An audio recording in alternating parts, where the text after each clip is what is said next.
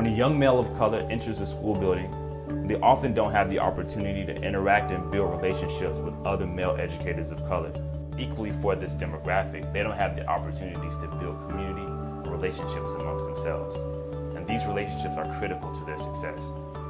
Profound Gentleman ensures that male educators of color have those opportunities to engage, flourish, and grow.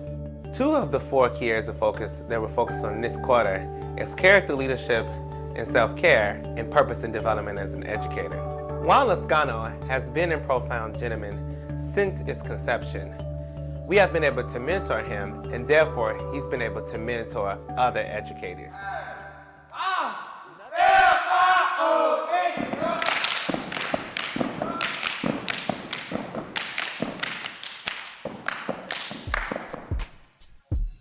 My name is Juan Lascano, currently working at Charlotte Learning Academy. This is my 5th year in education.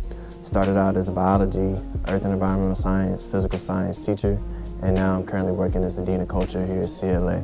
My primary responsibilities include creating discipline policies, maintaining the uniform rules, as well as just finding field trips and getting our seniors admitted into colleges and universities across the nation. The importance of a black male educator in the classroom is it's understandable, but it's oftentimes misunderstood because a lot of individuals don't really understand the impact that we do have in the classroom. A lot of our students that we see, my school is 98% African American, and outside of what they see in this building, they're more than likely, their only representation of a black male is either what they see on an NBA game, NFL game, or a rap music video. So to have a black male educator that can walk through the hallways, that's wearing a certain tie, that's wearing a polo, that's wearing clothes that's ironed, to be nice and pressed, means a lot for our students. And when they see that, they ask questions. Instead of asking when is the next pair of J's coming out, they want to know where you got your dress shoes from. Or instead of asking, you know, where you get this a hoodie from, they want to know where you got your blazer from or ties from. So they see and recognize what a strong black male looks like from their educators. So we can get more of us in the classroom. They will actually be able to have a person that they can look up to and serve as a role model, not only for them, but for their communities when they graduate as well.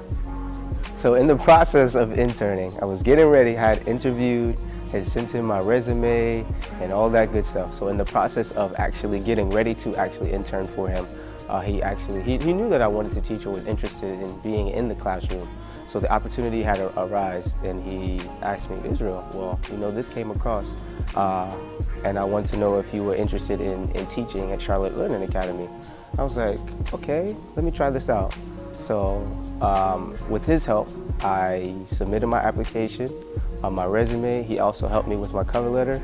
I sent that to him. It was October 27th, and October 28th, the next day, I received a phone call from the principal here at CLA, Mrs. Gibson, asking me to come in to interview for the high school math position.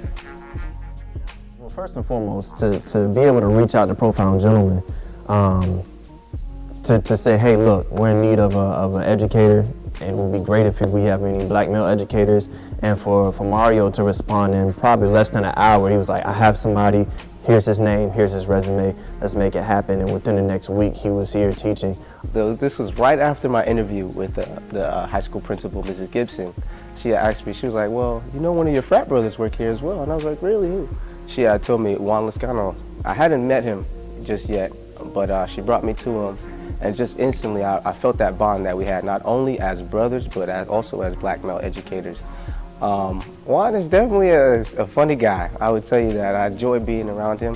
And I also have the pleasure of being a coach for the high school steps team here at CLA, Wise Guys. And just being surrounded by Juan and his wisdom and his mentorship, it definitely means a lot, you know. Like he's come in and welcomed me with open arms, and every now and again he'll come by, ask me, "You all right, Spence? You good, Spence?" And he can tell in my face, like when I'm having a rough day, or he'll know what to say just to help.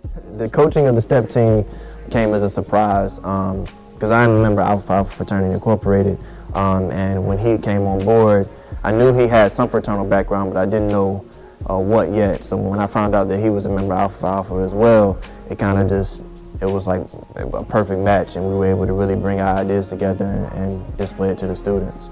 because first, you don't really find a lot of us in the profession.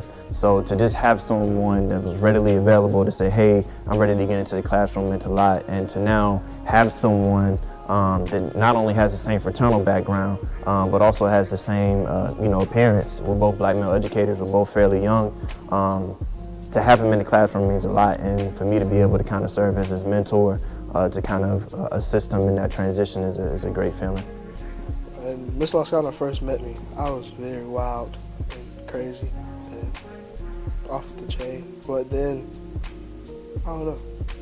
I feel like me and Miss Lascano, we have a good bond, and we got some of the same interests, just like Mr. Spencer too. We both just the same person in a way. I'm just younger, so I'm like a little brother that they never had. Yeah. It makes me feel good that Mr. Spencer and Mr. Lascano are on the younger side, because they've been where we have before. It's not so much of them being older than us, but they've just went through the same struggles and stuff that we have. So I think it's easier for us to adapt to them rather than an older person. The evolution of Profound Gentlemen is, I can't even think of a word to explain it. I get speechless every time I think about it. I grew up in Whaleyville, and I grew up next to a crop or plantations, and I would see farmers out there planting seeds, and you would only see dirt. But in about 60 days or 3 months will pass by, and you would see stalks of corn everywhere. And that's exactly how it was with Profound Gentlemen with me. When I walked into the room, it was really just Mario and Jason just trying to develop a plan to really help us, because a lot of what Mario saw in the classroom, a lot of what I saw in the classroom is what's happening across the nation. So to see just dirt from the beginning to grow into an organization that's impacting states across the nation, getting national recognition for their hard work, is a great feeling. And to know that you have other black male educators that are just as intrigued with their work as we are means a lot. And it's always good to have a following of individuals that are willing to help you out, to provide resources, to provide you with advice, suggestions, anything that you need to really become a better black male educator in today's day and age. You need an organization like Profound Gentlemen to help you do that. Being surrounded by black male educators and those doing the same thing that you do day in and day out is very meaningful, I built a relationship with a lot of these students that I couldn't leave, and I made a promise to my first classroom, first set of students that I ever had. I made a promise that I would see them graduate, and I saw them graduate last year, and the last group of students that I actually saw when I first entered the classroom is graduating this year. So just to see that transition and those students, to see them grow into the young ladies and young gentlemen that they've become, is a very rewarding experience, and I think it's something that most people miss out on because they may not get paid enough, or they may not reap the benefits of it, tangible benefits. But sometimes it's about the internal benefits of that, and that's sometimes the love, the smiles, the hugs that you may get at the end of the year, or even 2 or 3 years once they've graduated, just saying, hey, I remember you taught me so much. I may not have realized it then, but I realize it now, and I just wanted to thank you. And that's really what we do this for. We do it for the thank yous, and we do it for so that way our communities can be better. To date, we support educators from across the country and over 625 hours of development, creating opportunities for them to gather and grow. And also, we've retained 95% of the educators in our network.